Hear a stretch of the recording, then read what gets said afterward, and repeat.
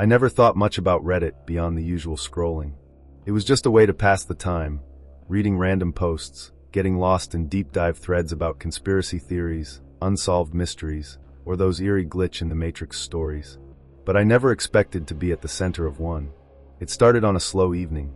I had just gotten home from work, made myself a quick dinner, and decided to unwind by mindlessly browsing Reddit. I wasn't looking for anything specific, just hopping from one thread to another. Then I saw it, a post on r/unresolved mysteries. The title sent a chill down my spine. Does anyone know what happened to my full name? I froze. My name isn't common. It wasn't some generic placeholder. It was my full name. First, middle, last. My pulse quickened as I clicked the thread. The post was brief, written in a detached, almost clinical tone. A few years ago, my name was involved in a strange incident. The details are unclear, but something happened that caused them to disappear for several days. When they returned, they had no memory of where they had been. Their behavior changed. Their habits were different. Even their voice sounded off. Friends and family noticed, but eventually stopped asking questions. If anyone has more details, please share. This story needs to be told. I read it again, then a third time. I hadn't disappeared. I hadn't lost any time. None of this made sense. The post had been made 6 hours ago, and there were comments. Dozens of them. Some were from random users saying they vaguely remembered hearing about the story. Others claimed they had seen my name mentioned in old news articles, ones I had never read, let alone been in. One user posted a blurry screenshot of what looked like a missing persons flyer, with my face on it. A cold, creeping dread spread through me. I never went missing. I had never even left town. But there it was, my picture, my name, my supposed disappearance. The date on the flyer was from 3 years ago. I tried to rationalize it. Maybe someone with the same name. Maybe an elaborate prank. But as I scrolled through the comments, I found one that made my stomach drop. I knew my name before they disappeared. When they came back, they weren't the same. They didn't remember things they should have. They smiled at the wrong times. Something about them felt off, like they were trying too hard to be normal. I had no idea who this person was, but they seemed to know me. I clicked their profile, but it was blank. No posts, no history, nothing. I scrolled back to the thread, my mind racing. More comments were pouring in. People claiming to remember details I didn't. A few said they had been classmates with me in school, but their memories didn't match my own. Then I saw a reply that nearly made me drop my phone. They don't even know what they are. I stared at the comment, my breath caught in my throat. What did that mean? I quickly typed a response. Who are you? What is this? No reply. I refreshed the page. The comment was gone. So was the entire thread. I checked my internet connection. It was fine. I tried searching for the post, but it was like it had never existed. The user who had posted it, their account no longer existed. I sat there, staring at my screen, trying to convince myself this was just a weird Reddit glitch. A prank. A mistake. Then my phone vibrated. A text from an unknown number. Stop looking. My hands went cold. I stared at the message, my mind scrambling for an explanation. Maybe it was a wrong number. Maybe someone was messing with me. But then another text came in. You weren't supposed to find that post. My stomach twisted into knots. I forced myself to type back. Who is this? The reply came almost instantly. You know who we are. I didn't. At least, I didn't think I did. I was about to type another response when something caught my eye. A reflection. In my laptop screen. A shadow. Behind me. I spun around. But there was nothing there. My heart was pounding so hard I could hear it in my ears. I scanned my apartment, every dark corner, every slightly open door. Nothing. I turned back to my phone. Another message. Don't turn around again. A chill ran down my spine. I hadn't told anyone I turned around. Had they seen me? Were they watching me? I stood up, backing away from my desk. My hands were shaking, and my mind raced with possibilities. A prank? A hacker messing with my camera? I reached for a piece of tape and covered my laptop's webcam, then did the same for my phone. But something told me that wouldn't stop them. I needed to get out. I grabbed my jacket and left my apartment, barely locking the door behind me. My breathing was uneven as I hurried down the street, my head on a constant swivel. Whoever was behind this knew too much. I made it to a nearby cafe, somewhere with people, with light. I sat in the corner, gripping my phone so tightly my knuckles turned white. I debated calling someone. The police? My friends? But what would I say? Hey, someone posted about my fake disappearance on Reddit, and now I'm getting threatening messages. No one would believe me. I pulled up Reddit, hoping, praying, the post had reappeared. It hadn't, but my name was still there. In other places. A thread from 4 years ago. What happened to my name? Weird story I heard from a friend. A news article I didn't recognize. Local man disappears for a week, returns with no memory. A comment on a conspiracy subreddit. One of the stranger cases of missing time. They came back, but were they really the same? My hands trembled as I clicked through each one. Different dates, different sources, different places, but all about me, and none of them were true. I never disappeared. I never lost time. Did I? My mind felt like static. I squeezed my eyes shut, trying to ground myself, but the doubt had already taken root. Something wasn't right. My phone buzzed again. Another text. You should have forgotten. I felt sick. I needed to go home. I left cash on the table and walked back quickly, checking behind me every few seconds. No black vans. No strange figures. But I still felt watched. By the time I reached my apartment door, my skin was crawling. I unlocked it slowly, peeking inside before stepping in. Everything looked the same. My desk, my couch, my bookshelves. But then I saw it. A manila envelope. Sitting on my coffee table. I hadn't left it there. I swallowed hard and stepped forward, hesitating before picking it up. It was sealed. No markings. No return address. With trembling fingers, I peeled it open. Inside was a single photograph. A picture of me, asleep in my bed, taken from the foot of my mattress. I dropped the envelope and stumbled back, slamming against the wall. My breath came in ragged gasps. I hadn't disappeared. I hadn't lost time. Had I? A final text came through. Stop asking questions. I didn't sleep that night.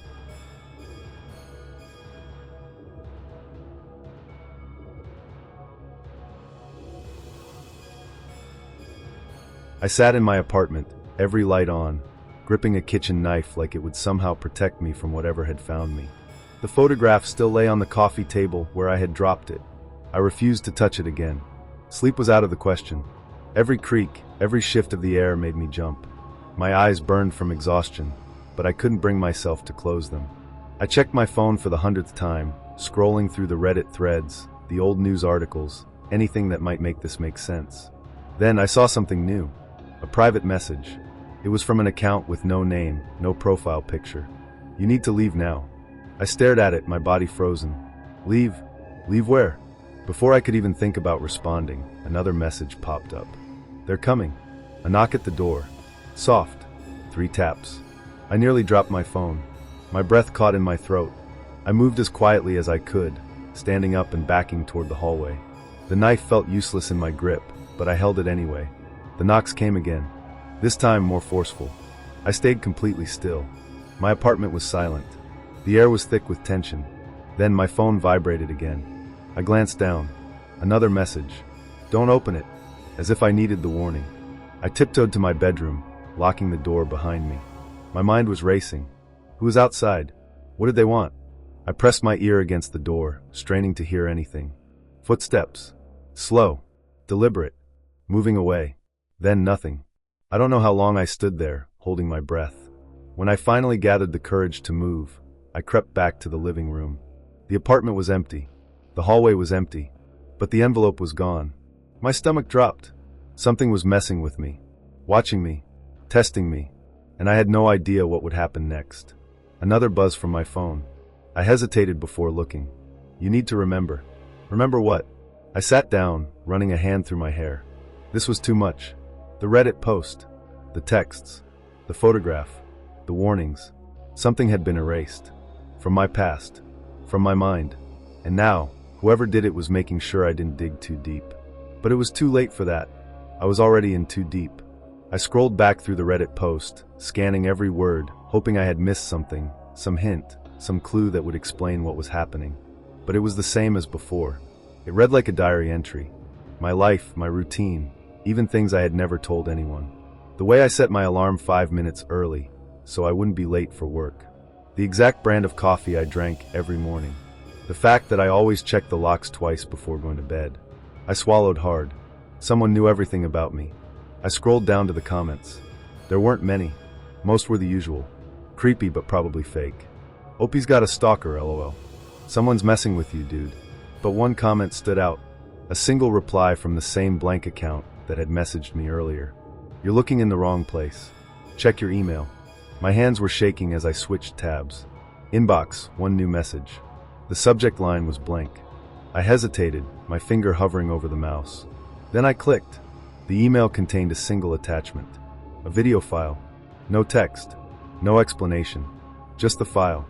I clicked play. At first, it was static. White noise, flickering like an old VHS tape. Then the image sharpened. A dark hallway. A grainy security camera feed. I leaned closer, my heart hammering in my chest. A figure walked into frame. It was me. I watched myself in the footage, moving cautiously down the hall, stopping at a door. My door. I reached into my pocket, pulled out a key, and unlocked it. My blood ran cold. This wasn't from today. This wasn't from last night. This was from 3 days ago. The problem was, I didn't remember this happening. I kept watching, barely breathing.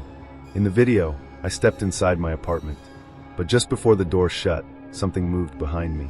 A shadow. Someone else was there. The video cut to black. My phone vibrated. Another message. Do you remember now? I slammed the laptop shut. My entire body felt numb. No, I didn't remember. But someone did. And they were waiting for me to figure it out. I sat there, staring at the closed laptop, trying to slow my breathing. My apartment was silent except for the faint hum of the fridge. But suddenly, even that sound felt too loud, too intrusive. I needed to move. I needed to do something. I grabbed my phone, my hands trembling as I opened my call log. I scrolled through the names, friends, family, co-workers, but my mind screamed that no one would believe me. I was barely starting to believe it myself. Then, another message appeared. You won't find the answer there. I froze. They knew. I swallowed, my throat dry, and typed back. Who are you? No response. I stood up too fast, my chair scraping loudly against the floor. My apartment suddenly felt too small, too exposed. I checked the front door, locked, as always. Then I checked the windows. Nothing. But that didn't make me feel any better. Because the question nagging at the back of my mind wasn't who was watching me. It was how long they had been watching. I forced myself to think rationally. I needed to check the footage. If that video was real, then maybe, just maybe, there was more. I reopened my laptop, hesitating for just a second before clicking on the file again. The video started playing from the beginning. The dark hallway. The grainy footage. My own figure stepping toward my apartment. This time, I watched every single frame. And then I saw it. The shadow behind me. It wasn't just a figure. It was me. I felt my stomach drop. The second figure standing in the hallway, just out of the light, had my exact build. My exact posture. It was identical. Except for one thing. As the version of me in the footage unlocked the door, the figure in the hallway slowly tilted its head, just slightly. And then, in the last few frames, before the door shut completely, it turned to look directly at the camera. Directly at me. I slammed the laptop shut again, my breath coming in short gasps. This wasn't possible. This wasn't real. My phone vibrated. Another message. You're getting closer. I didn't realize how hard I was gripping my phone until my knuckles turned white. I stood up again, pacing the apartment. There had to be a rational explanation. There had to be. The footage had to be fake, edited, manipulated somehow. But why? And by who? And if it was real? If it was real, then what had I let into my apartment 3 days ago? I stood frozen, my mind racing. The air in my apartment felt heavy, suffocating. I wanted to run, but where? There was no escaping this. My phone vibrated again. You should check the mirror. A cold shiver ran down my spine. I turned slowly, my gaze locking onto the tall mirror by my bedroom door. I didn't want to look. But I had to. My reflection stared back at me, wide-eyed, pale, trembling. I let out a shaky breath, forcing myself to relax. It was just me. Then my reflection blinked. I didn't. My stomach dropped. My pulse pounded in my ears. I took a step back. So did the reflection. Then it smiled. I did not. I stumbled away, knocking over a chair as I scrambled for the door. My hands fumbled with the lock, my breath coming in ragged gasps. Then, a whisper.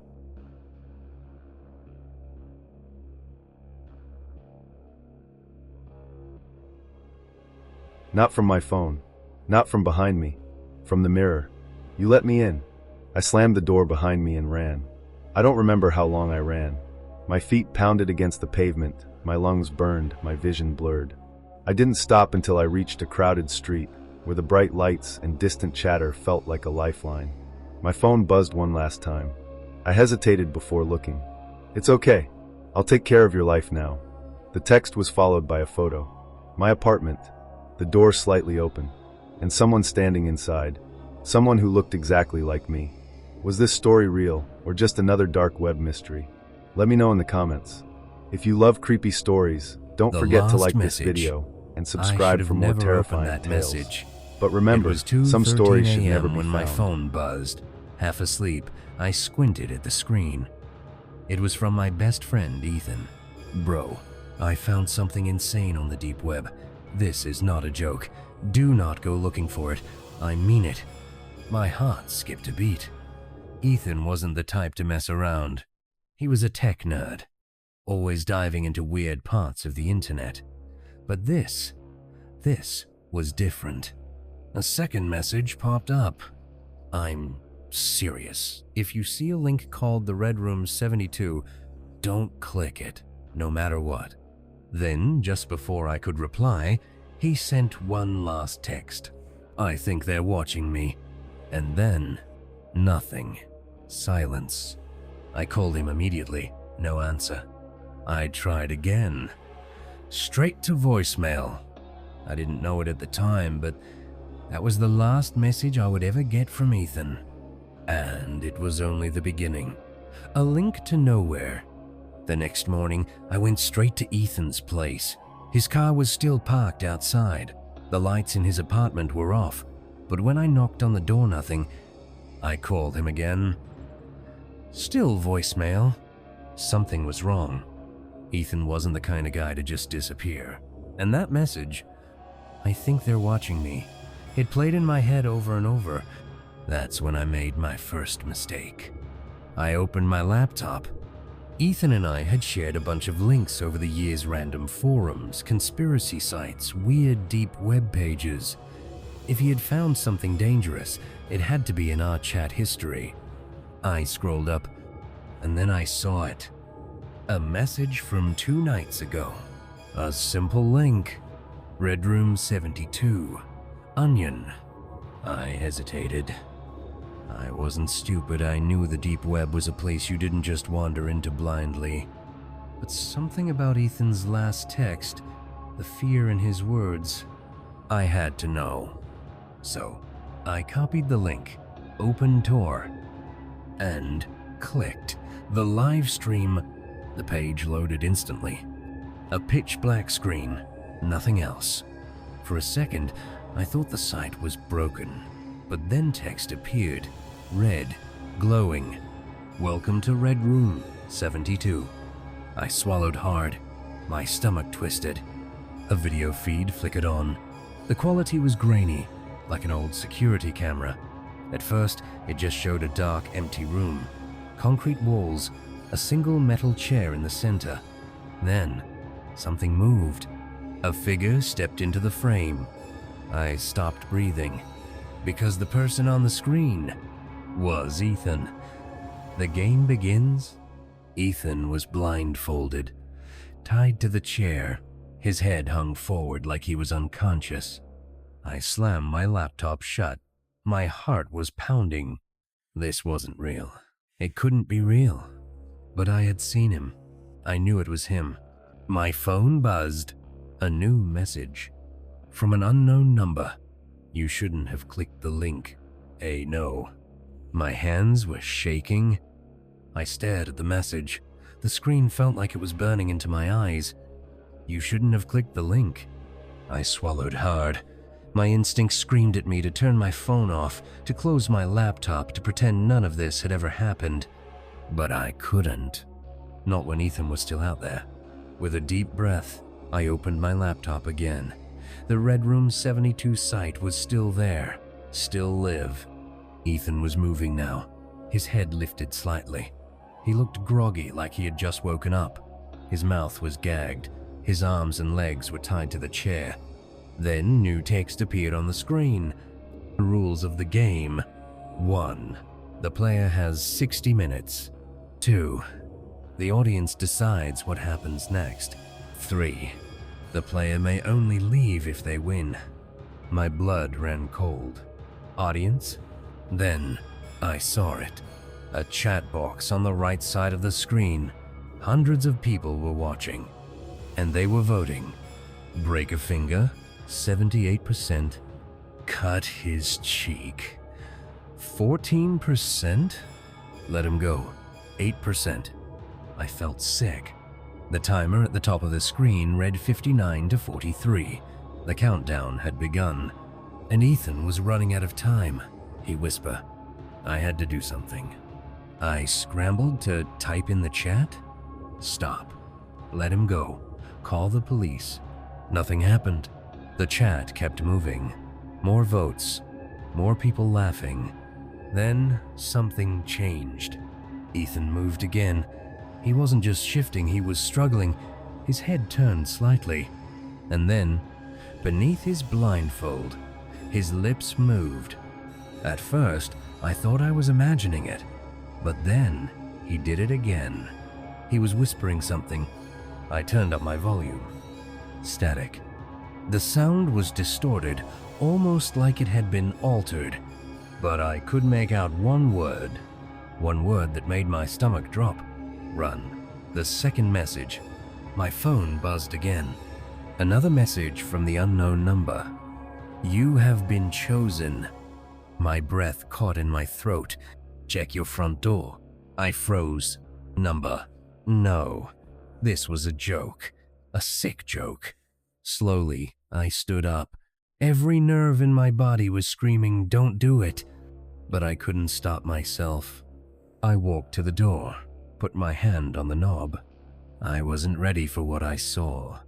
A small package sat on my welcome mat. No name, no address. Just a symbol. A red number 72 drawn in ink. I slammed the door shut. I wasn't safe. And Ethan wasn't the only one they were watching. The final vote. Back at my laptop, the countdown was at 32 to 19. Ethan was shaking now. The chat was flooded with comments. Do it. Do it. Do it. Time to vote. A new poll popped up. Bring in the second player? Yes. 92%. No. 8%. My stomach twisted. Second player? My phone buzzed again. One final message. Welcome to the game. And then my screen went black. The second player. Darkness. My laptop screen had gone completely black. Then static. A faint crackling sound like an old radio tuning in. My heart pounded in my chest as a new video feed flickered to life. But it wasn't Ethan anymore. It was me. A grainy, black and white video of my own apartment. The camera angle was from above, like a security feed. It showed my desk, my chair, me staring at the screen. I shot up from my seat, my breath coming in sharp gasps. This was impossible. I spun around, looked at the walls, the ceiling. My apartment was small, there was no way someone could have planted a camera without me noticing. But there I was, on the screen. Nowhere to run. I backed away from the door, my mind racing. This wasn't just some sick game. Someone was here. Another knock, louder this time. I grabbed my phone, dialed Ethan's number one more time. Straight to voicemail. I tried 911. The call wouldn't go through. No dial tone. Just dead silence. Another knock. Then the doorknob turned. I ran. Straight to the window, throwing it open. I lived on the second floor, but I didn't care. I'd rather break my leg than find out what was behind that door. Just as I swung my leg over the ledge, a voice. Right behind me. Going somewhere? And then the chat exploded. He sees it.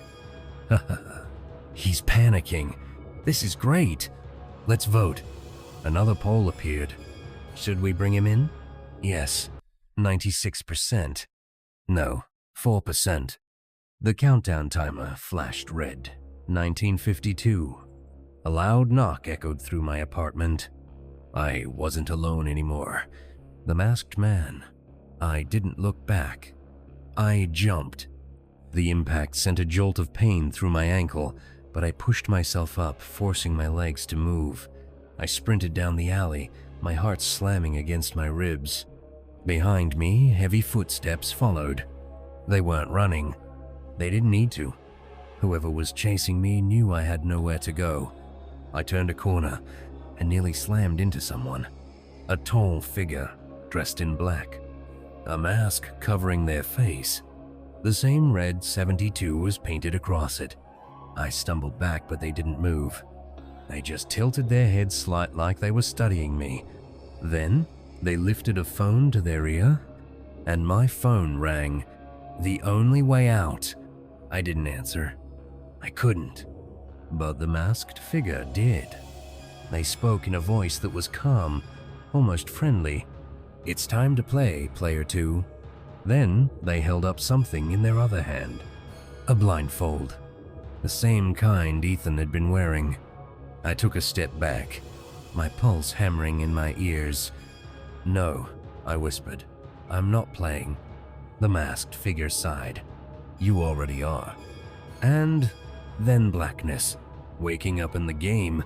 When I opened my eyes, I was somewhere else. Concrete walls. A single metal chair. A camera in the corner of the room. The same exact room from the live stream. My wrists were tied, my ankles too. The only sound was the low, mechanical hum of a speaker in the ceiling. Then a voice crackled through it. "Welcome to Red Room 72. The countdown timer blinked in front of me. 59 to 59. The chat appeared on a screen beside me. Hundreds of people watching, laughing, typing, voting. And then I saw Ethan. Not in the chair. Not tied up. He was standing outside the room, watching me through a small window in the door. His face was blank, expressionless. Then the speaker crackled again. Player 1 has returned. Ethan's eyes locked onto mine, and for the first time, he smiled. The truth about the game, I struggled against the ropes, my breath coming in ragged gasps. "Ethan, help me." He didn't move, didn't blink. And then he spoke. "You weren't supposed to click the link." The words sent a chill down my spine. What the hell is going on? Who are they? Ethan's smile never wavered. "They let me go. And now, you have to take my place." My blood turned to ice. No, that's not how this works." Ethan's expression darkened. "That's exactly how it works." I shook my head violently. "I don't accept this. I won't play."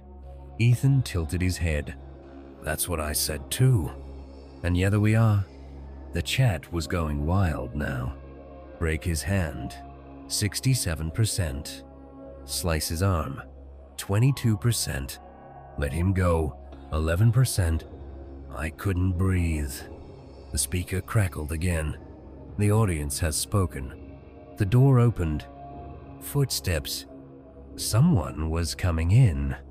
And I realized, for the first time, I wasn't getting out of this. Not unless I found a way to beat the game. The final choice.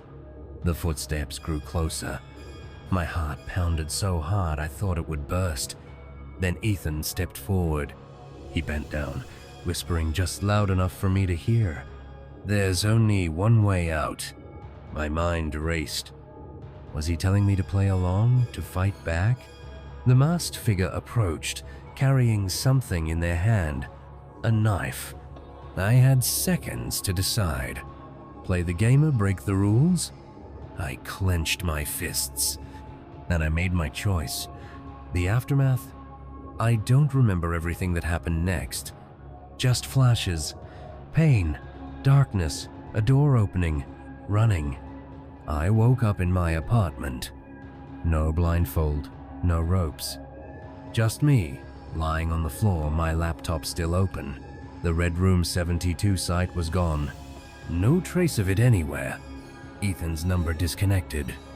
The messages deleted, like none of it had ever happened. But I knew the truth, because later that night, I got one last text. Congratulations, you won. Next game begins soon. Some games you don't want to win. Some doors should stay closed. And some links should never be clicked. What do you think? Was it real? Or just another dark web myth? Let me know in the comments. And whatever you do, stay off Red Room 72. Like and subscribe for more true horror stories.